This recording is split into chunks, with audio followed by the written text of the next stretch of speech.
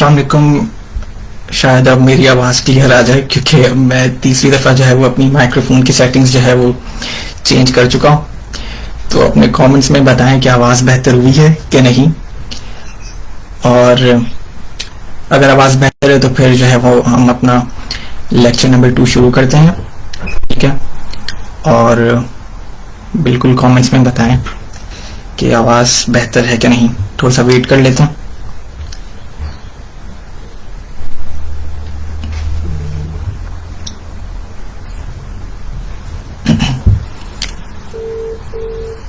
तो आज जो है वो हम बिल्कुल बेसिक्स शुरू करेंगे जावास्क्रिप्ट की। ठीक है, और इसमें हम वेरिएबल्स क्या होते हैं और डाटा टाइप्स क्या होती हैं एक प्रोग्रामिंग लैंग्वेज में, तो वो हम पढ़ेंगे आज। थोड़ा सा और वेट कर लेते हैं। Voice is okay now, thank you. तो बिल्कुल सेटिंग्स चेंज की हैं कोई तीसरी दफ़ा। माजरत, पहले जो है वो मैं 3 दफ़ा जो है वो लाइव किया था और आवाज़ बिल्कुल क्लियर नहीं आ रही थी। तो अब मेरे ख्याल से बेहतर है, तो चलो ठीक है। तो बस लेक्चर जो है वो शुरू करते हैं। अगेन लेक्चर में शुरू करने से पहले हमें 2 सॉफ्टवेयर की ज़रूरत होगी, और वो है Node.js, ठीक है, और VS Code। तो सबसे पहले Node.js, ये उसकी साइट है। ठीक है, Node.js बेसिकली क्या है, एक रन टाइम इन्वायरमेंट है, एक रन टाइम मशीन कह दो। वो हमें चाहिए होगी जावास्क्रिप्ट के कोड को रन करने के लिए। ठीक है, और दूसरा जो है हमारा कोड एडिटर है, वो हमें कोड एडिटर ये चाहिए होगा। कैसे डाउनलोड करना है, ठीक है, बहुत इजीली डाउनलोड हो जाएंगे। गाइड भी मैंने दी हुई है। ठीक है, गाइड ये बिल्कुल अटैच है, तो आप लोग देख सकते हैं, सारे स्टेप्स हैं। तो मेरे ख्याल से स्टार्ट कर देना चाहिए। चलें जी। मैं अभी ये उम्मीद करता हूँ कि आप लोगों के पास ये सॉफ्टवेयर इंस्टॉल हो चुके होंगे दोनों। ठीक है, Node.js और VS Code। नहीं भी है तो ये रिकॉर्डेड वीडियो होगी, जो है वो आप बाद में डाउनलोड करके इसे प्रैक्टिस कर सकते हैं।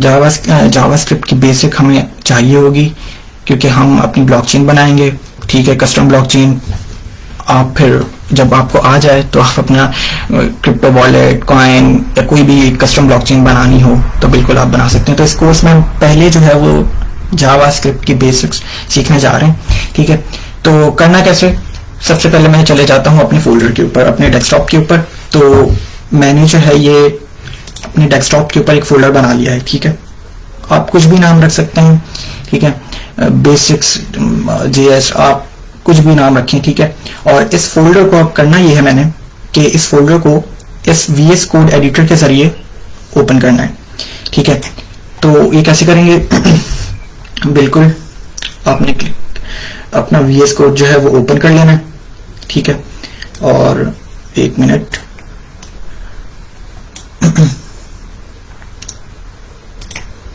VS Code जो है वो ओपन करके आपने 1 मिनट बस, मुझे मैं जो है वो फोल्डर ढूंढ रहा हूँ अपना, ताकि कोई प्रॉब्लम ना आए। इजीली जो है वो हमें मिल जाए ये फोल्डर। ठीक है, तो ये फोल्डर जो है वो बिल्कुल आप मेरी स्क्रीन पे देख सकते हैं कि मैंने क्या किया। मैंने सिर्फ VS Code जो है वो ओपन किया। ठीक है, VS Code ओपन करने के बाद आपने अपने जो है वो ओपन फोल्डर में चले जाना है। ठीक है, जो भी आपका फोल्डर होगा, लेट्स सपोज मैंने जो अभी अपने डेस्कटॉप के ऊपर जो फोल्डर बनाया है वो है बेसिक्स JS के नाम से। ठीक है, ये देख सकते हैं आप फोल्डर। तो आपने ये फोल्डर जो है ये सिलेक्ट कर लेना है, और इस फोल्डर में इस वक्त कोई सी भी फाइल मौजूद नहीं है। ठीक है, कोई सी भी इसके अंदर कोई फाइल मौजूद नहीं है। हम फाइल बनाएंगे एक जावास्क्रिप्ट की, और उस फाइल में हम अपना कोड लिखेंगे। ठीक है, अगेन आज पूरी बेसिक्स है। हमने क्या किया है, सिर्फ Node.js इंस्टॉल किया है। ठीक है, और VS Code एक एडिटर हमने इंस्टॉल किया है। ठीक है, फिर मैंने क्या किया, मैंने एक फोल्डर बनाया है डेस्कटॉप पे जाके बेसिक JS के नाम से, और उस फोल्डर को अपने VS Code एडिटर के जरिए ओपन कर लिया। बस यही किया हमने। ठीक है, कैसे किया वो भी मैंने बता दिया है, रिकॉर्डेड सेशन होगा, आप बाद में देख सकते हैं। अब इस फोल्डर में जाके हम एक फाइल बनाएंगे। ठीक है, आप कोई सी भी जो है वो फाइल का नाम रखें, फोल्डर का भी कोई सा भी नाम रखें, वो मैटर नहीं करता है। लेट सपोज फाइल का जो नाम है वो भी बेसिक ही रख देते हैं, basic dot JS. JS extension है, एक जावास्क्रिप्ट के फाइल की जो एक्सटेंशन होती है वो डॉट जेएस होती है, ये लगाना लाजमी है। ठीक है, तभी आपका कोड एडिटर ये समझेगा कि ये जावास्क्रिप्ट की फाइल है, तो वो इसे एक जावास्क्रिप्ट की फाइल की तरह लेगा। ठीक है, बहुत सी अदर फाइल्स भी होती हैं, HTML, CSS, ठीक है, बहुत सी एक्सटेंशंस दूसरी भी हैं। तो हमें क्या करना है, हमने जो फाइल बनाई है, हमने उसकी जो एक्सटेंशन है वो डॉट जेएस ही रखनी है। ठीक है, और ये फाइल क्रिएट कर देनी है। इस फाइल में भी कुछ भी नहीं लिखेंगे हम। ठीक है, थोड़ा सा देख लेते हैं हमने क्या किया। फोल्डर बनाया, एक फोल्डर बनाने के बाद हमने उसे ओपन कर लिया कोड एडिटर के ऊपर, और आज हमने जो है वो एक फाइल बना दी उसके अंदर। ठीक है, तो ये किया। अब इस फाइल में हम आज, जैसा कि मैंने कहा है कि ये एक बिल्कुल बेसिक लेक्चर होगा। ठीक है, तो वो हम करेंगे कि बेसिक्स में आज जो है वो हम अपना एक एडिशन का प्रोग्राम देखेंगे, और उसी के जरिए हम वेरिएबल्स और बेसिक्स ऑफ जावास्क्रिप्ट शुरू करेंगे। ठीक है, तो एक मिनट जो है वो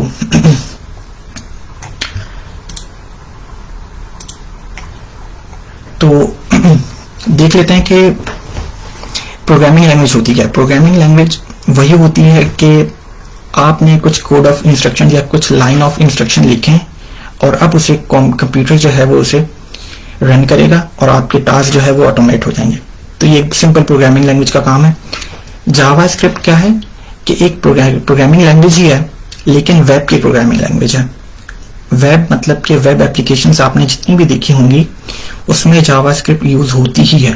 ठीक है, फ्रंट एंड पे यूज हो रही हो, नहीं हो रही होगी तो बैक एंड पे यूज हो रही होगी, सर्वर साइड पे यूज हो रही होगी। तो जावास्क्रिप्ट एक प्रोग्रामिंग लैंग्वेज है, वेब की कंप्लीट प्रोग्रामिंग लैंग्वेज है। ठीक है, तो इसलिए ये सिलेक्ट की गई है। आज मैंने जैसा कि कहा कि आज एक हम प्रोग्राम बनाएंगे। ठीक है, एडिशन का प्रोग्राम, और उसी के जरिए हम जावास्क्रिप्ट को समझने की कोशिश करेंगे। एक प्रोग्राम होता क्या है? प्रोग्राम लिस्ट ऑफ इंस्ट्रक्शंस है। ठीक है, और वो आपके जो है कंप्यूटर जो है वो उसे उन लिस्ट ऑफ इंस्ट्रक्शंस को एग्जीक्यूट कर देगा। ठीक है, तो लेट्स सपोज मैं एक प्रोग्राम लिखने जा रहा हूं। पहले लिखते हैं प्रोग्राम, ठीक है, और फिर उस प्रोग्राम को समझते हैं। ठीक है, और उसको समझने की कोशिश करते हैं कि जावास्क्रिप्ट के बेसिक्स और जावास्क्रिप्ट है क्या असल में। तो मैंने एक प्रोग्राम लिखा है। ठीक है, मैं लिखता हूं।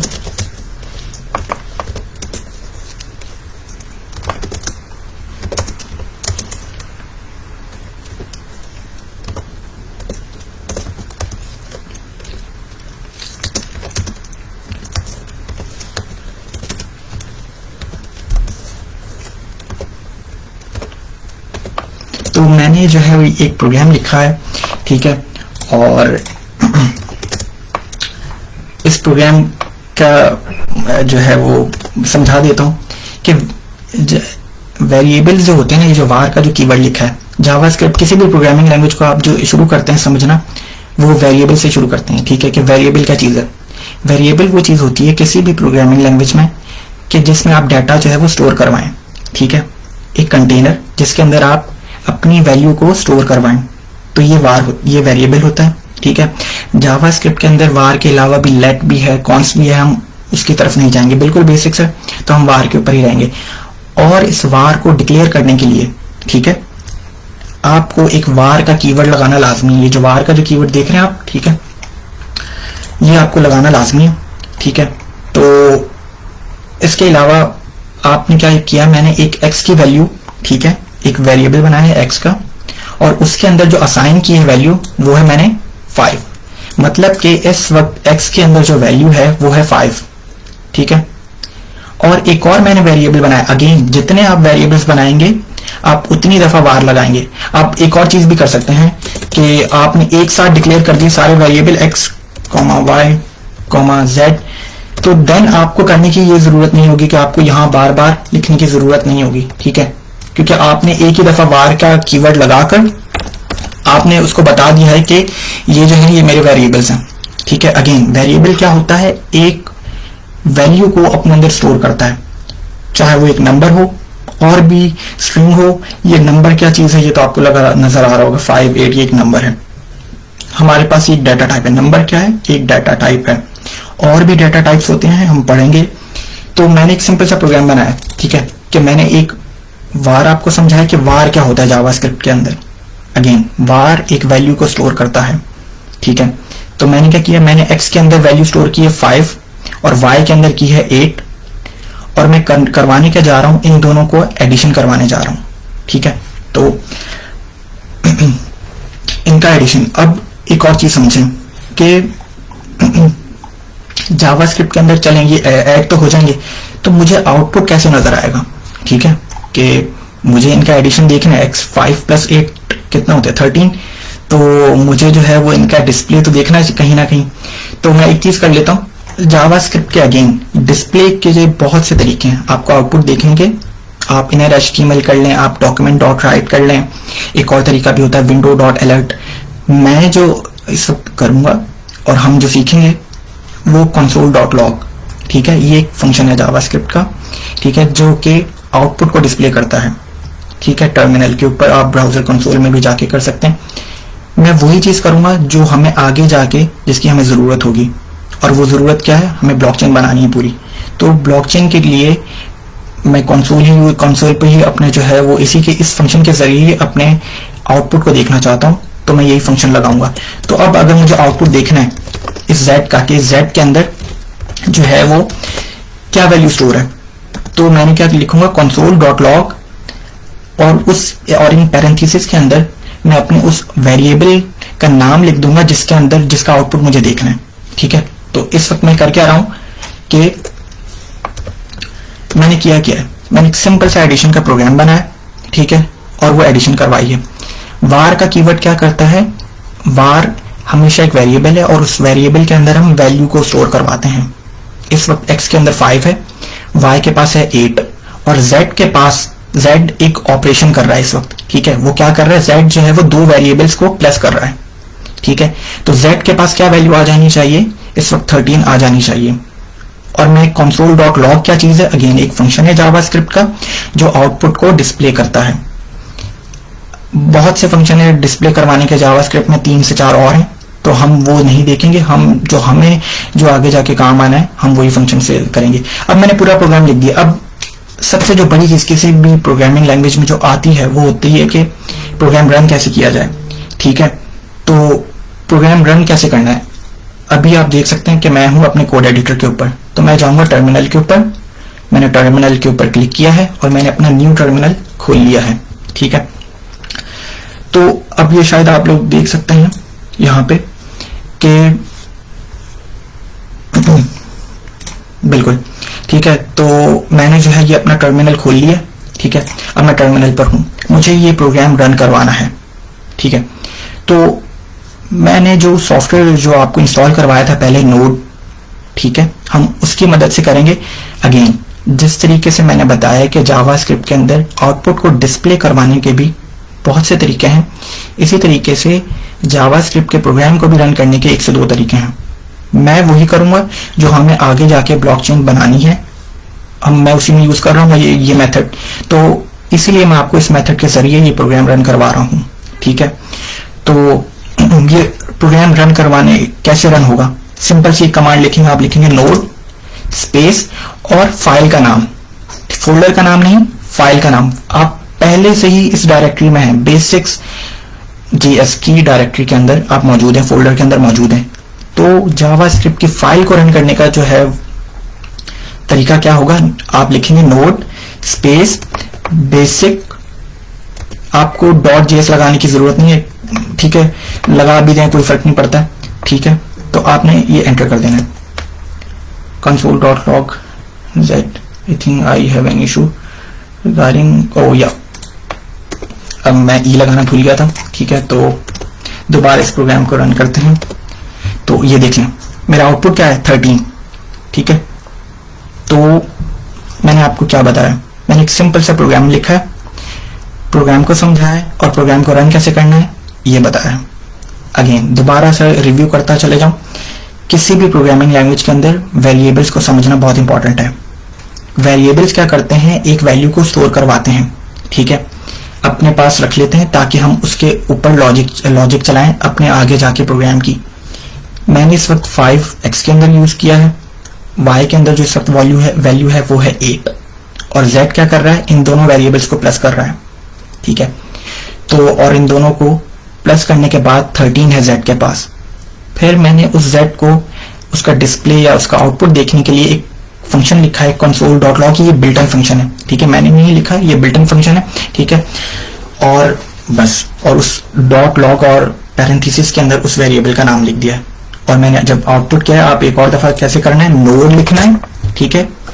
जावास्क्रिप्ट की फाइल को रन करने के लिए आपको क्या करना है, नोड जो मैंने सॉफ्टवेयर जो शुरू में इंस्टॉल किया वो लिखना है, और उसके बाद जावास्क्रिप्ट की फाइल का नाम, ठीक है। तो देख लें 13 आ गया, क्योंकि 8 + 5 13 होता है, ठीक है। तो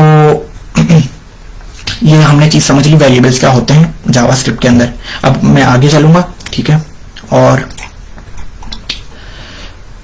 एक और चीज बताता चले जाऊं, ये आप देख रहे होंगे सेमीकोलन, x = 5 और देन सेमीकोलन। सेमीकोलन क्या करता है, जावास्क्रिप्ट की स्टेटमेंट को जो है वो सेपरेट करता है, कि क्लोज कर देता है कि ठीक है ये एक पूरी जावास्क्रिप्ट की स्टेटमेंट है। अब स्टेटमेंट क्या होती है ये मैं आपको जरूर बताता चले जाऊं कि, और एक कमेंट भी, अगर कमेंट लिखना है ना अगर आपको जावास्क्रिप्ट के प्रोग्राम के अंदर, तो आप ये $/ डाल सकते हैं, ठीक है।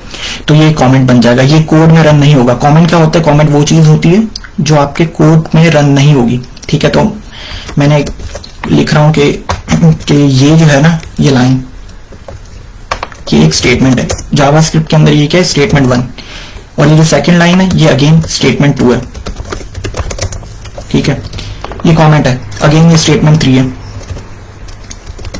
तो इसी तरीके से ये कमेंट है और इसका कोई फर्क नहीं पड़ेगा कोड के ऊपर, और ये स्टेटमेंट, ठीक है, 5 हो जाएगी। तो ये है। तो सेमीकोलन क्या करता है, मैं ये समझा रहा था, सेमीकोलन आपकी स्टेटमेंट को सेपरेट करता है, एक स्टेटमेंट से दूसरी स्टेटमेंट को सेपरेट करने के लिए सेमीकोलन यूज होता है, ठीक है। तो आज हमने अभी तक जो है वो हम 2 चीजें पढ़ चुके हैं, वेरिएबल और आउटपुट डिक्लेयर, आउटपुट शो करने का तरीका जावास्क्रिप्ट के अंदर, और एक और तीसरी चीज भी हम पढ़ चुके हैं, और वो है प्रोग्राम को रन कैसे करते हैं, node/basic.js, बेसिक फाइल का नाम। आप फाइल का नाम कुछ भी रखें, पहले नोड लिखें और उसके बाद फाइल का नाम लिख दें, आप एंटर करेंगे तो आपका प्रोग्राम रन हो जाना है, ठीक है। तो ये 3 चीज पढ़ ली। और इसके अंदर जो है वो कमेंट जो है वो हम / से लिखते हैं 2। अब हम आ जाते हैं जावास्क्रिप्ट की डाटा टाइप्स के अंदर, ठीक है। जावास्क्रिप्ट हो या कोई भी प्रोग्रामिंग लैंग्वेज हो, डाटा टाइप्स जो होते हैं वो बहुत इंपॉर्टेंट होते हैं, ठीक है। तो मैं इसको जो है वो हटा देता हूँ, इस प्रोग्राम को, डाटा टाइप को। अपना हमारा इसी सेशन का जो दूसरा टॉपिक है वो है डाटा टाइप। डाटा टाइप जो है वो 3 किस्म के होते हैं, ठीक है, जावास्क्रिप्ट के अंदर। पहला होता है नंबर, दूसरा होता है स्ट्रिंग, और तीसरा होता है ऑब्जेक्ट।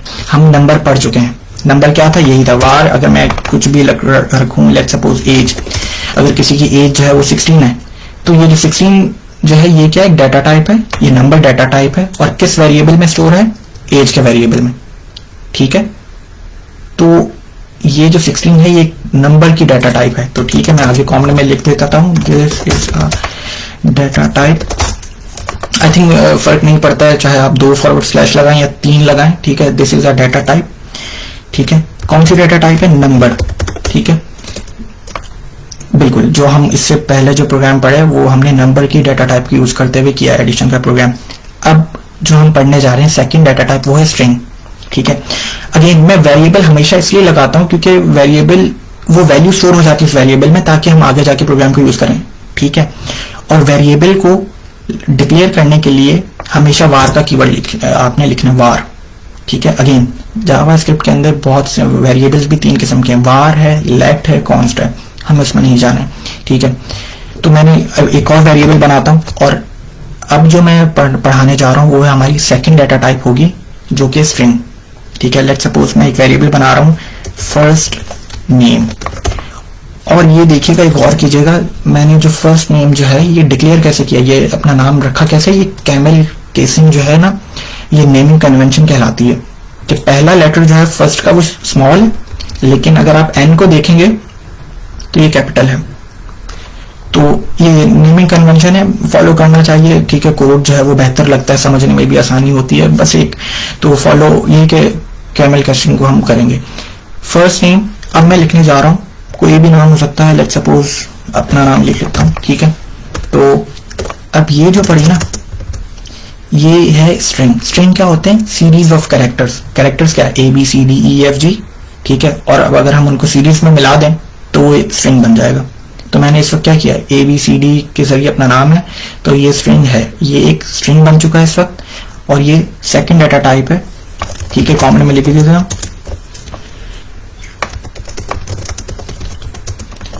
ठीक है। तो ये किया हमने।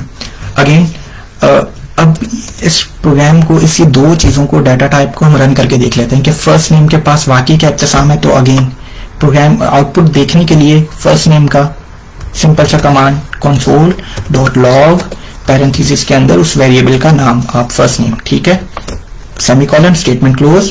दोबारा क्या करना है, नोट basic.js, और फर्स्ट नेम में देख लें क्या आ चुका है, मेरा नाम इब्तिसाम, कि इस वेरिएबल के पास अब कौन सी वैल्यू जो स्टोर है वो है मेरा नाम, ठीक है। तो दो डाटा टाइप्स हमने पढ़ ली हैं, ठीक है, एक है नंबर और एक है स्ट्रिंग। आज की तीसरी डाटा टाइप, और ये जावास्क्रिप्ट के अंदर आखिरी डाटा टाइप है, वो हम पढ़ने जा रहे हैं, ठीक है। और ये ऑब्जेक्ट डाटा टाइप है। तीसरी कौन सी डाटा टाइप है? ऑब्जेक्ट। तो ऑब्जेक्ट जो है ना, बेसिकली हमने जो पढ़ा है अभी तक, नंबर और स्ट्रिंग, ये इन्हीं को मिलाकर ही हम बनाते हैं अपना ऑब्जेक्ट, ठीक है। तो होता क्या है ऑब्जेक्ट, ये देख लेते हैं। लेट्स इसको जो है वो हम हटा देते हैं, ठीक है। लेट्स सपोज अब मैं अपनी ऑब्जेक्ट डाटा टाइप बनाने जा रहा हूं। अगेन वार से शुरू करूंगा। वार क्या नाम रखें इसका? लेट्स सपोज हम रख लेते हैं कार, ठीक है। ऑब्जेक्ट डाटा टाइप हमेशा जब आप बनाएंगे तो आपको यहाँ पे ये कर्ली ब्रैकेट्स लगाने पड़ेंगे। ऑब्जेक्ट डेटा टाइप किन से मिलकर बनता है? नंबर और स्ट्रिंग से मिलकर बनता है, ठीक है। तो ऑब्जेक्ट डेटा टाइप क्या है? इन दोनों का कॉम्बिनेशन ही है, और ये तीसरी डाटा टाइप होती है, ठीक है, जावास्क्रिप्ट के अंदर। तो अब अगर बनाते हैं कार की, लेट्स सपोज कार का जो कलर है, और ये जो ऑब्जेक्ट डाटा टाइप है, ये भी आपको बताता चले जाऊं, ये एक से ज्यादा वैल्यू स्टोर करवा रहा हूं मैं, ठीक है। वेरिएबल के अंदर इस वक्त क्या था कि मैं नंबर, एक ही नंबर स्टोर करवा रहा हूं वेरिएबल के अंदर। फर्स्ट नेम के अंदर एक ही, फर्स्ट नेम का जो वेरिएबल है वो स्ट्रिंग डाटा टाइप है, और मैं एक ही स्ट्रिंग उसके अंदर जो है वो स्टोर करवा रहा हूं। लेकिन ऑब्जेक्ट के अंदर आप एक से ज्यादा नंबर और एक से ज्यादा स्ट्रिंग स्टोर करवा सकते हैं, ठीक है। तो लेट्स सपोज अगर मैंने कार का ऑब्जेक्ट बनाया है, तो उसका कलर, अब मैं दोबारा, अब ये जो चीज है ना, ये हो जाएगा एक की, और इसके आगे जो मैं डिक्लेयर करने जा रहा हूं वो हो जाएगी वैल्यू, ठीक है। तो लेट्स सपोज कार एक ऑब्जेक्ट है, उसका कलर जो है वो रेड है, ठीक है। आपने क्या लगाना है? कॉमा। कॉमा के बाद एंटर करना है और दूसरी लाइन में शिफ्ट हो जाना है, क्योंकि मैंने बताया है कि ऑब्जेक्ट जो है वो एक से ज्यादा वैल्यू को स्टोर करता है, ठीक है, चाहे वो नंबर हो, स्ट्रिंग हो। आप एक से ज्यादा नंबर और एक से ज्यादा जो है वो वैल्यू स्टोर कर सकते हैं। अब लेट्स सपोज कार का, लेट्स सपोज के कार का जो इंजन नंबर है वो देख लेते हैं, ठीक है। तो अगेन इंजन नंबर एक नंबर होगा, तो मैं लेट्स सपोज 1 2 3 4 5 6। अब आपको डबल कोट्स में लिखने की जरूरत नहीं है। स्ट्रिंग जो है हमेशा डबल कोट्स के अंदर लिखा जाता है, ये शायद मैं बात बताना भूल गया था, बिल्कुल ये बहुत इंपॉर्टेंट है। स्ट्रिंग जो है वो डबल कोट या सिंगल कोट भी आप लगा सकते हैं, ठीक है, उसमें लिखा जाएगा। और नंबर को किसी को कोई डबल कोट या सिंगल कोट की जरूरत नहीं होती है, ठीक है। तो कॉमा के बाद एक और अगर आप करना चाहें, लेट्स सपोज उसका कुछ भी, आप कुछ भी रख लें, कार का जो है वो मॉडल, ठीक है, मॉडल जो है वो अगेन एक, लेट्स सपोज कार जो है वो हमारी BMW है, ठीक है। तो ये क्या किया मैंने, एक और की बनाई है, प्रॉपर्टी बनाई है ऑब्जेक्ट के अंदर, और एक स्ट्रिंग वेरिएबल है ये, ठीक है, इसे कह दो समझने के लिए। तो ये चीज है।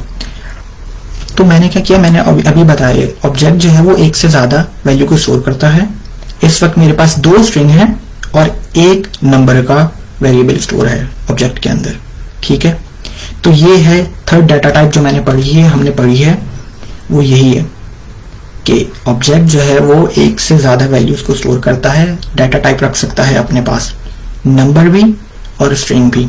ठीक है, अब इसका फायदा क्या होगा? इसका फायदा यही है कि हम इजीली अपने जो है वो इस ऑब्जेक्ट के अंदर इसकी प्रॉपर्टीज हैं, ये जो तीन है ना, ये तीन प्रॉपर्टीज हैं इस ऑब्जेक्ट की, कि एक कलर है वो रेड है, एक कार का जो इंजन नंबर है वो ये है, मॉडल जो है वो उसका ये है। तो हम इस प्रॉपर्टीज को एक्सेस कर सकते हैं। ठीक है, तो मुझे 1 मिनट दीजिएगा। तो हम इन प्रॉपर्टीज को एक्सेस करेंगे एक एक करके और इनका आउटपुट देखेंगे कि क्या आता है हमारी स्क्रीन के ऊपर। तो जिस तरीके से मैंने क्या बताया था कि आउटपुट को देखने के लिए हम console.log की कमांड जो है वो बिल्कुल लगाते हैं। ठीक है, और एक मिनट जो है वो कैसे, अब ऑब्जेक्ट के अंदर जब भी आपको ऑब्जेक्ट की प्रॉपर्टीज को एक्सेस करना है, ठीक है, और आउटपुट देखना है ऑब्जेक्ट का, तो आपको वही मैंने क्या कमांड बताई, console.log।